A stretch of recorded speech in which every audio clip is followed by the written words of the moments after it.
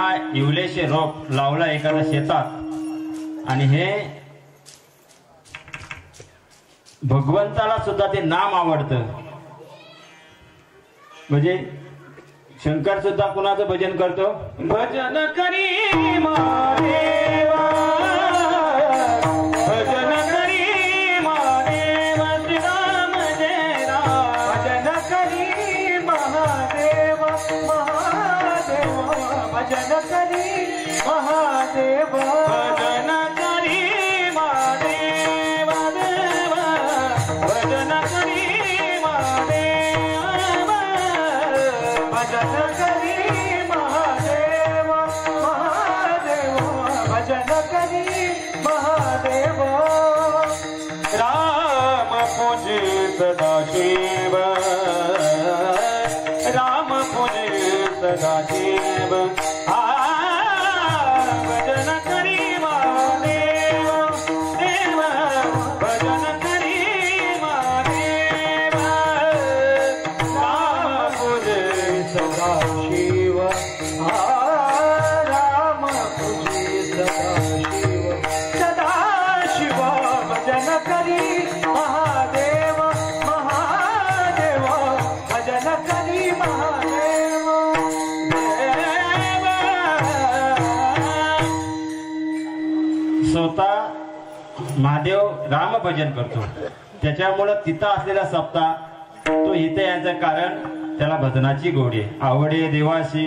तो ऐका प्रकार नामाचा उच्चार रात्रंदिवस, नामाचा उच्चार रात्रंदिवस, नामाचा उच्चार रात्रंदिवस, नामाचा उच्चार रात्रंदिवस. आवडे देवाची तो ऐका प्रकार, आवडे देवाची तो ऐका प्रकार, आवडे देवाची तो ऐका प्रकार, आवडे देवाची तो ऐका प्रकार. नामाचा उच्चार रात्रंदिवस, नामाचा उच्चार रात्रंदिवस, नामाचा उच्चार रात्रंदिवस, नामाचा उच्चार रात्रंदिवस. आवडे देवाची तो ऐका प्रकार, नामाचा उच्चार रात्रंदिवस. देवाला आवडणारे फक्त काय आहे? नाम आहे. पण इथं सुद्धा काय आहे? कथा त्रिवेणी संगम, कथा त्रिवेणी संगम, कथा त्रिवेणी संगम, कथा त्रिवेणी संगम. देव भक्त हरे नाम, देव भक्त हरे नाम, देव भक्त हरे नाम, देव भक्त हरे नाम. देव उत्तम, देव उत्तम, देव उत्तम, देव उत्तम. शरण रजा वंदिते, शरण रजा वंदिते, शरण रजा वंदिते, रजा वंदितो.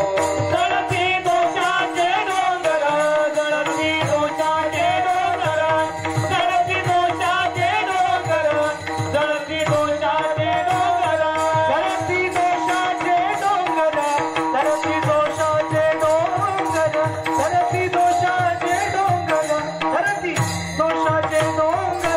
कथा त्रिवेणी संगम, देवा भक्तानी नाम, तेथे उत्तम, भक्त चरणावंदिते. त्रिवेणी संगम, देवा भक्तानी नाम, तेथे उत्तम, भक्त चरणावंदिते.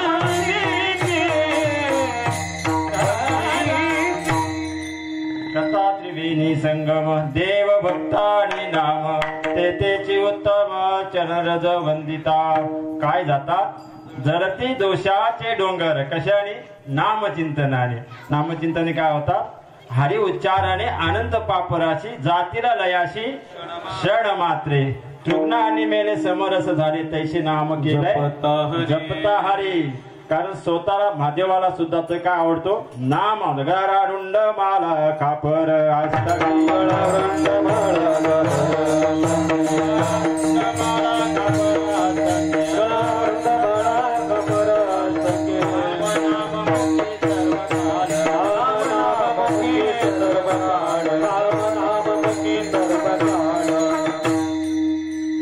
माला खापर असता की राम नाम मुखी सर्व काल आहे, याला कुठलाही अंतर नाही, सातत्याने करणारा हा भगवान आहे. कुणाचं राम घेतो भजन करतो तर रामाचं. एक पार्वतीने विचारला तुम्ही कुणाचं भजन करता म्हणतो रामाचं. राम तर म्हणतो इकडं फिरतोय सीतामाईला फिरण्यासाठी येण्यासाठी म्हणजे शोधण्यासाठी आणि त्याच्यासाठी भजन करताय. महादेव थोडे हसलेच, मीच हसले, काही बोलले नाही. मी म्हणतो रूप घेऊन बघायला जातो. बघायला गेले, पार्वती रूप धरला सीतेमाईचा, बघायला गेले आणि रामासमोर जाऊन उभी राहिली आणि रामाने अंतःकरणातून पाहिलं आणि तो माई बोलली. काय बोलली? तिला माई बोलली आणि तिथं तो रूप प्रकट झाला. म्हणजे तिची परीक्षा घ्यायला गेली होती, तिथं काय आलं अनपेक्षित झालं ते, बरोबर ना. तिची परीक्षा तिथं सफळ झाली नाही आणि घरी परत येऊन महादेवाला माहिती आहे काही कुणाला बदे हरी हरा भेद हरी हरा भेद नाही नका करू वाद नाही नका करू वाद नाही नका करू वाद नाही नका करू वाद नाही नका करू वाद नाही नका करू वाद.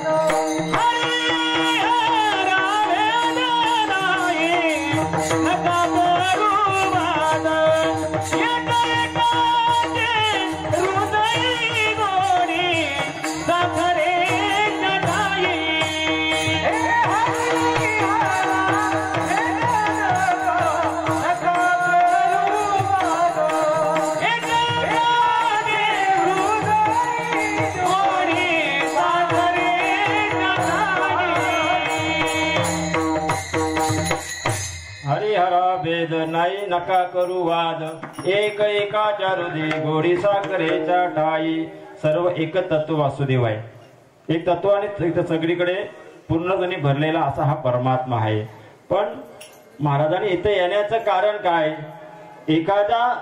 एकाच्या कैवारी उगवी बहुतांचे कोडे.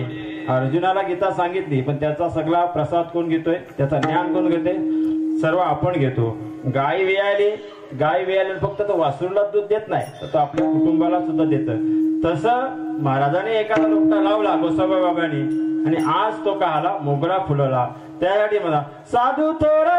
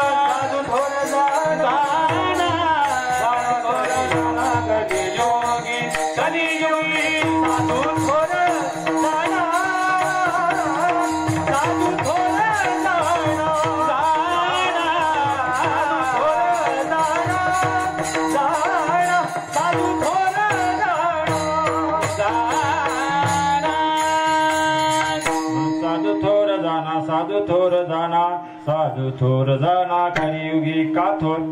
तर एवढं सगळ्या मंडपात वैभव दिसतंय एखाद्या साधू मुलं होतं. एक वैभव. इथं काहीतरी चैतन्य नांदतंय, सापया मंदिरामध्ये चैतन्य नांदतंय. जिथं समाधी घेण्याचं सुद्धा कारण तिथे काहीतरी पूर्वीच 108 वेळा घेतलेली समाधी, 7 वेळा त्या ठिकाणी समाधी घेतली महाराजांनी, बरोबर ना. आणि ते चैतन्य सगळीकडे होते. ज्ञानदेव घेतले दान, हृदय धरुनिया ध्यान, समाधी बैसला निर्वाण, कथा कीर्तन करीतो. तिथं कथा कीर्तन करतात म्हणून आजपर्यंत त्याची स्पंदन आज आपल्याकडे येतात. म्हणून तुमच्या आमच्यामध्ये नामचिंतनाचे हे राहते. वारकरी संप्रदाय टिकून राहिला येतो ते ज्ञानेश्वर माऊलीमुळे. विठ्ठल विठ्ठल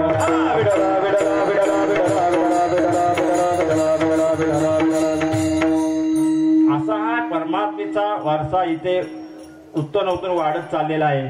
त्याला कारण आहे एक महात्म्याचं. सर्व काही ग्रामस्थ मंडळ इथं सगळ्या पद्धतीने दान करत असतात. फक्त थोडीशी आहे वाचनाला आमच्याकडे कमी पडतात. पण वाचनाला महाराज नेहमी बोलतात प्रत्येक घरातनं एक वाचन पाहिजे.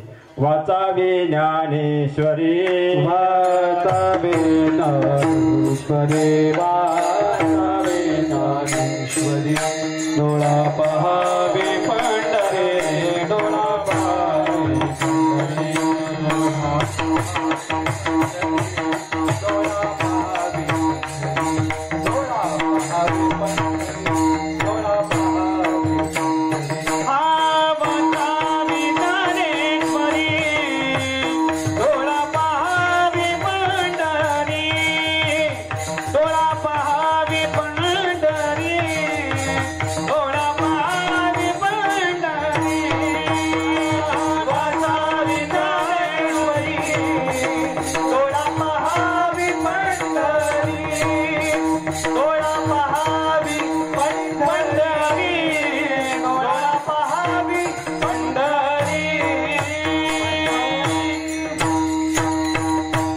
वाचावे ज्ञानेश्वरी, डोळा पाहावी पंढरी. ज्ञान होय अज्ञानाशी, ऐसा वर या टीकेशी.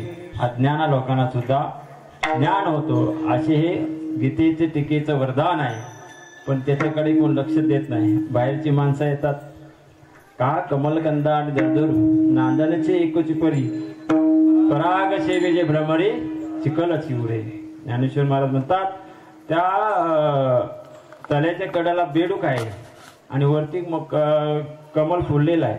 त्याचा सुगंध दुसरे येऊन घेऊन जातात, पण तिथं असलेल्या बेडकाला कळत नाही, बरोबर ना. त्या अशा तसं नाही व्हायला पाहिजे. आपण जवळ असून आपण ते पहिल्यांदा स्वाद घेतला पाहिजे. इतर तो प्रकार जातो तो भाग गेलाय. तुमच्या आमच्या सहकार्याने सगळं आमच्या इथं दान वगैरे भरपूर करतात. दान करण्यासाठी आमच्याकडे भरपूर मंडळी आहेत, भरपूर पैसा आहे. कीर्तनकार मोठे मोठे कीर्तन करणारे एवढे दानसूर आमच्या गावात आहेत. त्यांना धन्यता मानल्या पाहिजे. आणि आमच्या मध्यसारखी ब्राह्मणाई काय थोरपण पायाच्या ब्राह्मणाला इथं कीर्तन सेवेला येतात, त्यांना धन्यता मानल्या पाहिजे. विठ्ठल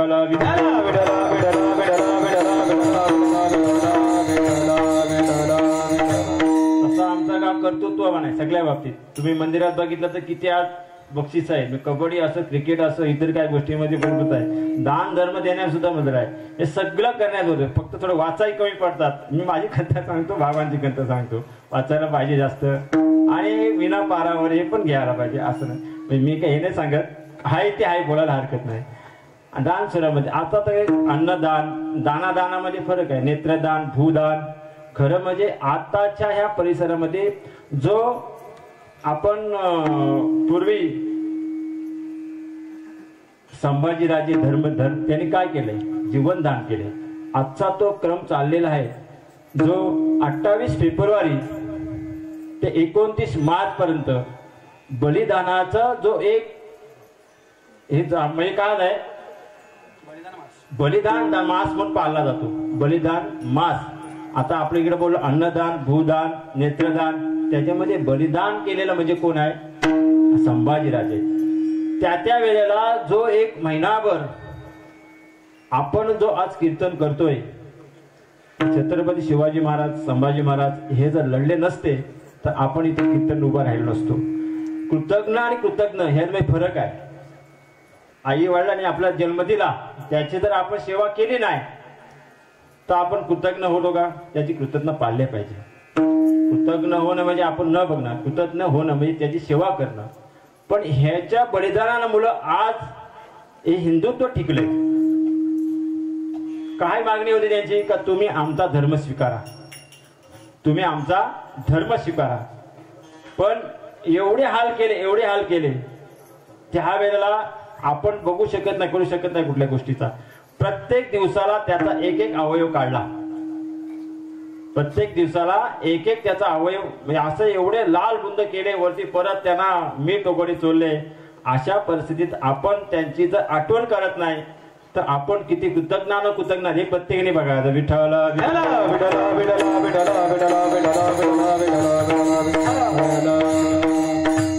ज्ञानेश्वर महाराजांची विपाय जरी आठविला चित्ता, तरी ते आपल्या योग्यता असो तयाची प्रशंसता लाभ आती. ज्ञानेश्वर माऊली काय म्हणतात? एखाद्या अशा महात्म्याचा नुसतं विचार मनात आणलं तरी तो लाभ होतो. विचार आणायचा, काय एखाद्या विचाराचा एवढ्या बलिदान आपल्या समोरची मूर्ती आणायची आणि समोर काय यांचा त्याग आहे. मग आपण कुठल्या लाईनीमध्ये बसतो? आपण काहीच काय प्रपंचासाठी फक्त करतो. आपण प्रपंच पण व्यवस्थित करत नाही. आपण तसं बघायला प्रपंच पण आपला व्यवस्थित होत नाही. अशी जी माता आहे, ती मातेने जो घडवलेला हा देह आहे तो काय असेल पद्धतीचा. मी तर अजून आम्ही जाणीवपूर्वक सांगतो, आपला मुलगा कीर्तन भजनाला येत नाही यातला कारण तुम्ही माता मैत्री जास्त आहोत. विठ्ठल विठ्ठल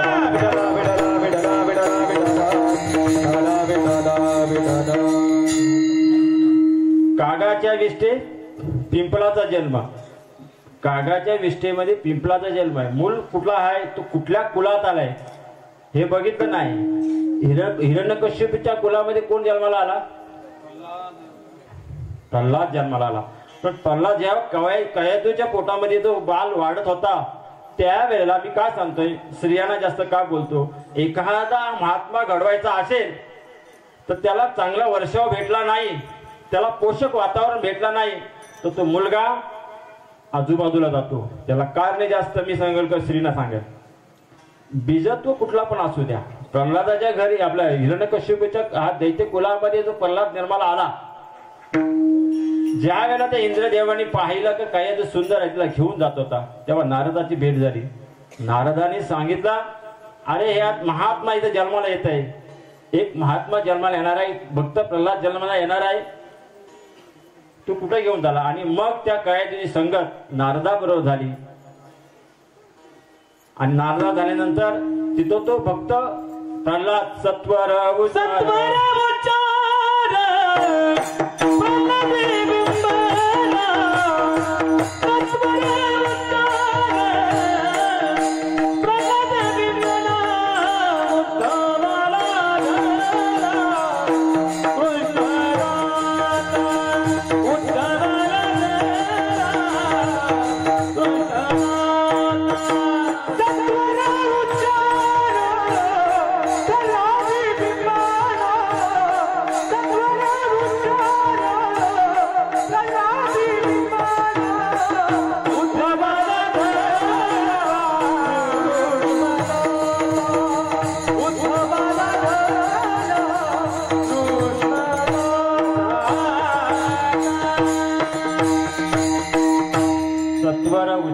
प्रल्हाद बिंबाला उद्धवा लागला कृष्ण दाता.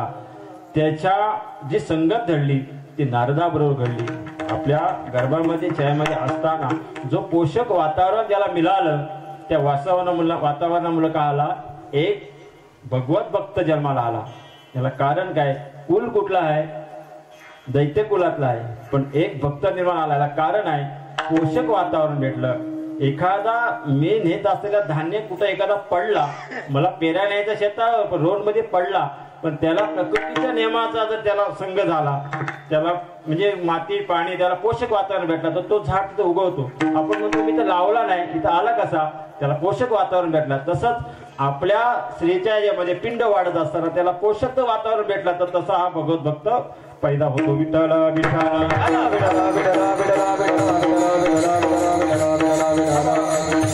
माझ्या सकट बोल, माझा जर पोरगा इथे येऊन हरिभक्त बसत नसेल तर आपण दोषी आहोत. त्याला पोषक वातावरण दिला नाही हे आपण मान्य करायला पाहिजे. का असं घडतं, तर मी त्या मुलाला व्यवस्थित वावरला नाही, पोषक वातावरण दिलं, नामचिंतन. ज्या टीव्हीवर सिरियल बघण्यापेक्षा महाभारत कथा सांगितल्या तेव्हा संभाजीराजे किंवा शिवाजी महाराज घडले, सदोजी घडले नाही. त्याला कारण आहे, आपण त्याला पोषक वातावरण देत नाही. विठाला विठाला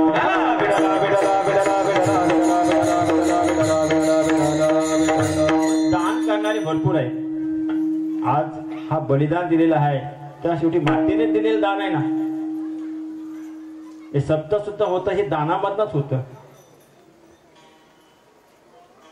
थोरपणा सांडीजे येथे उत्पत्ती आगे विसर्जे, जगा धाकुटी होईजे जवळीक माझी, पण मी केले असे म्हणू नये. अभिमानाने कुठली गोष्ट केला ते म्हणू नये मी केलं म्हणून. अर्जुनाला पण मी एक अर्जुन कौरवाचे मने स्वजन, मी एक अर्जुन, बरोबर ना. कौरवाचे मने स्वजन, भाऊ होई चुकते काय. विठाला विठाला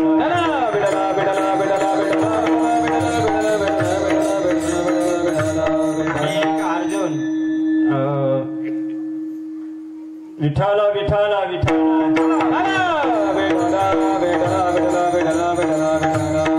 मी एक अर्जुन देही वाहे अभिमान कौरवा ते सोजनो म्हणत मी. एक मी अभिमान त्याला झाला होता का मी ह्यांना मारणार, मी एकटा आहे. त्याला झाला होता का मी ह्यांना मारणार आहे.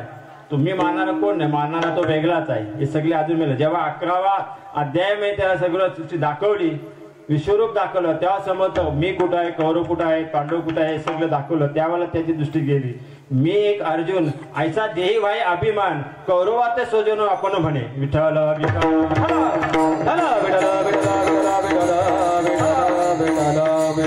मदतीव झाले परी म्या नाही केले, ऐसे जाणील व सुटला. सगळं त्याच्या कृपेने होते, पण मी केलं असं म्हटलं. कारण अभिमान झाला तुका म्हणे वाया गेला, अभिमान गेला तुका म्हणे देव झाला. विठ्ठल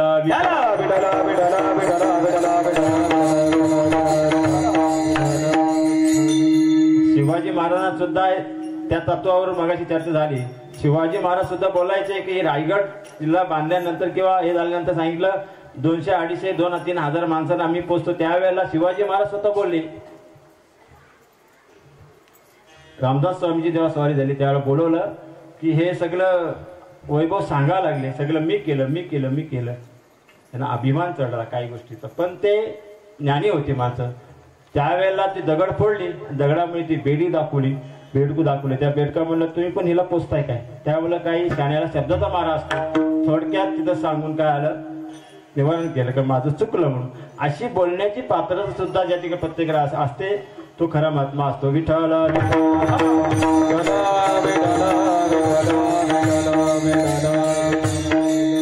म्हणून ह्याच्यासाठी संतांचा हे आहे. एकाएकाला मार्गस्थ लावणं. जो लोपले जान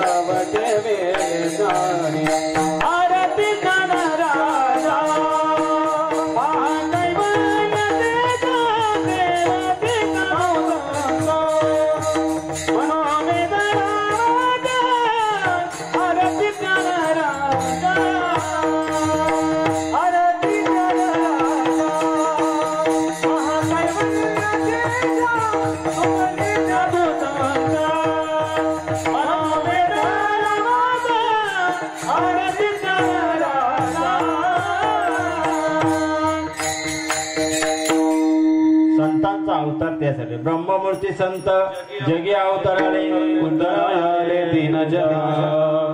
ब्रह्ममूर्ती संत जगी अवतरे उद्धराले दीनजना. अवतार तुम्हा धराया कारण अवतार तुम्हा धराया कारण उद्धराया